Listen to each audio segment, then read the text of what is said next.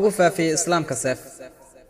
jawaabta sheegashadaasi waxay si cad ugu timid buugga uu qoray taariikhyahanka caanka ah D.L.C. O'Leary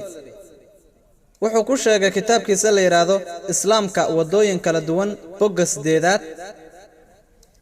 D.L.C. O'Leary wuxuu leeyahay taariikhda waxaa lagu cadeeyay sadaro dhahaya muslimiintu caalamka ayay ku faafeen iyagoona dadka ku qasbayay inay islaamka ku galaan awood seef iyo dagaalo tani waa beenta iyo khuraafada ugu weyn ee taariikhda lagu soo celiyay waxaan rabaa inaan ku soo celiyo hadalka uu yiri D.L.C. O'Leary taariikhda waxaa lagu cadeeyay sadaro oranaya muslimiintu caalamkay ku faafeen dadka ayayna ku qasbeen inay islaamka soo galaan iyagoo adeegsanaya awoodda seefta taasi waa khuraafada iyo beenta ugu weyn ee lagu soo celiyay taariikhda markaan taariikhda akhrinayno waxaan ogaanaynaa annaga muslimiinta carabta waxay xukumeen wadamadooda muddo dhan 1400 sano sanadihii dambe markii gumaystayaashii Ingiriiska iyo Faransiisku imaadeen balse si guud muslimiinta carabta wadamadooda waa ay xukumayeen iyadoo arintaas jirto ilaa hadda wax ka badan 9 milyan oo carabta kirishtaanka ah oo qibdiga loo yaqaan qibdi macnahooda waa kirishtaan waa hore soo jiray 9 milyan ee kirishtaanka carabta qibdiga ah waxay qirayaan islaamku inaan seef lagu faafin annaga ka muslimiin ahaan Hindiya waxaan xukunay wax ku dhow 1000 sano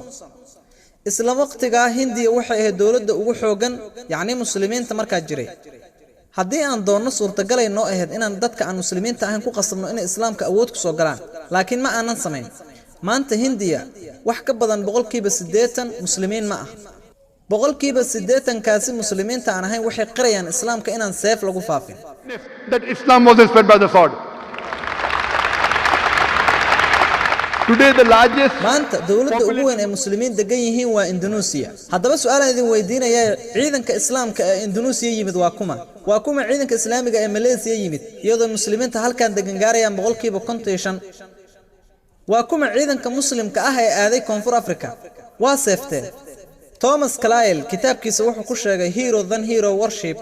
wuxuu dhigay nabigeena Muhammad sallallahu alayhi wasallam nabiga haliyeyga ah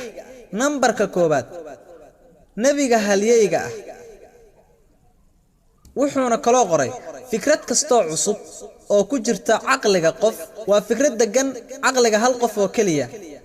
waa hal qof oo kaliya caalamka oo idin dad badan ma anfacayso inuu fikradiisa ku faafiyo seef haddaba waxa kugu waajiba marka koobaad inaad seeftaada xigmada qaadato sida Allah ba ku yiri Quraanka suuratu Nahl suurada 16aad aayada 125 udu ila sabili rabbika bil hikma wal mu'azzat al hasana wajadil billati ahsan invite ugu yeer dadka dhanka rabbiga adoo adeegsanaya xigmada iyo waaninta wanaagsan kulana dood wadooyinka midda ugu wanaagsan Thomas Carlyle wuxuu ka sheekeeyay seeftii xigmada maanta islaamku wuxuu soo jiidanayaa quluubta dadka kuma soo jiidanayo seefta dagaalka ee wuxuu ku soo jiidanayaa seefta xigmada seefta nabadda weeyaan waxaa jirta tirakoob lagu faafiyay buugga Reader Digest Almanac ee soo baxay 1994 sida lagu faafiyay majalada tirakoobkani waxay cadeysay faafitaanka diimaha ugu waaweyn ee caalamka intii u dhaxaysay 1934 ilaa 1984 waa 50 sano diinta nambarka koobaad gashay tirada ugu badan ee ugu faafitaanka badan waxay noqotay diinta islaamka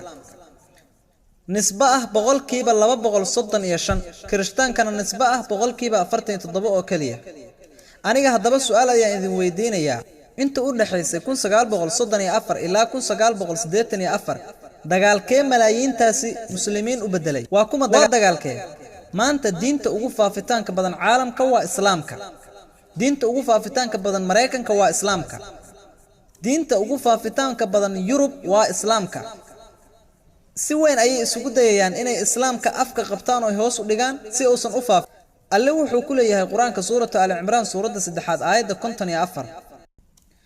way qorsheeyeen qorshahooda allana qorshihiisa ayuu qorsheeyay mid wax qorsheey waxa ugu wanaagsan Allah waad garanaysaan 11 September kadib warbaahintu waxay aad u buunbuuninaysaa islaamku inuu yahay diin argagixiso muslimiintu inay argagixiso 11 September kadib muddo dhan 9 bilood Mareykanka oo kaliya waxa soo islaamay 34,000 oo Mareykan ah haddaba ku darso Yurub oo kaliya muddo 10 bilood gudahooda waxa soo galay diinta islaamka 20,000 oo reer Yurub ah maantana warbaahintu waxay leedahay islaamku haweeneyda dulmiyay islaamku haweeneyda xuquuqdeeda ma siinayo haddaba ma ogtihiin saddex u dhig dadka soo galaya diinta islaamka inay haween yihiin I'm asking who is anigu waxa idin weydiinayaa yaa ku qasbay haweenkaas Mareykanka ah inay diinta islaamka soo galaan yaa ku qasbay haweenka reer Yurub inay diinta islaamka soo galaan alla wuxuu ku ballan qaaday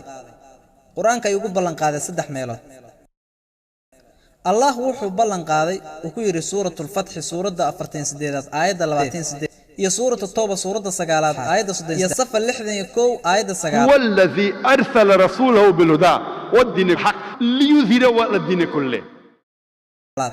الله رسول كيسا أيو لصو دري هنون يا دين تنبطة حقه سو أغسر مريوت دمان دي مهجرة دمان كلي sida kirishtaanatiga yahuudiyada hinduismka buddhismka hanti wadaaga diin la'aanta socialismka islaamku uu ka saramaraya dhammaan diimaha kulligood uu ka saramar habanacaan kuwa mushrikiinta ee gaalada ah aayadaha kala dhamaadkooda way kala duwan yihiin alla wuxuu leeyahay wallazi arsala rasulahu bil huda wad din al haq liyuzhira wal din kulli wa qafa billahi shayda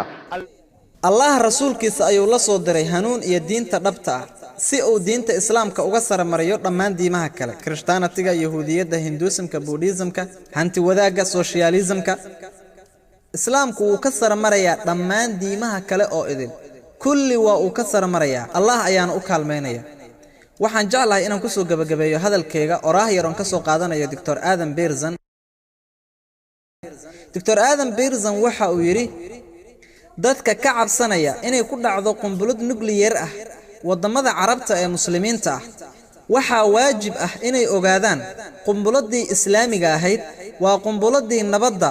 in si dhab ah loo tuuray maalintii uu dhashay Nabi Muhammad sallallahu alayhi wa sallam wa aakhiru da'wana an alhamdulillahi rabbil alamin